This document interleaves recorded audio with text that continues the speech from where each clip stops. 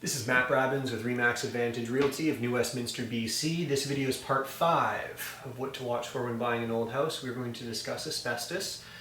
It can sound pretty scary as a health risk. The objective here, when you're going out looking to buy a house, finding asbestos in the house is really never a reason not to buy it. More often than not, if you need to deal with it, it's quite localized and not terribly expensive. There are a few applications where it may be a higher cost to you. The majority of the time, it's of the most significant note to a builder when they're demolishing a house because they're going to have to deal with all of the asbestos in the house. You're likely going to find it in drywall and the drywall mud. It's actually more prevalent in the mud, the joining compound between the panels of drywall, than it is in the panels themselves. You're going to find it in floor tiles, especially essentially every basement from the 50s and the 60s that has a smooth tile on the floor has asbestos in it. They don't all, but more do than don't, and you can have them tested. Attic insulation. So if it's a blown-in vermiculite insulation, it's part of the fiber content in there.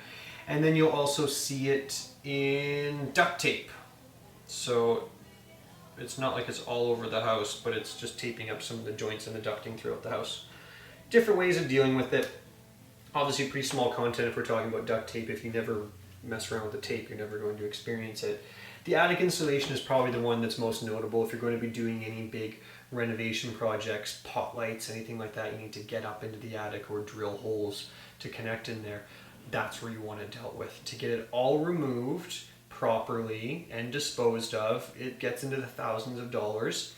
The same will apply if you're doing any demolition, taking down walls or anything in the house and you've got asbestos in the drywall or the drywall mud. It has to be removed the right way, has to be disposed of the right way. Just adds some extra cost. Never a reason not to buy a house, but if you know about it before you go in, you're fully informed, you know what you're buying, and it doesn't have to be a real burden when you go ahead and do those renovations. So speak with your real estate agent.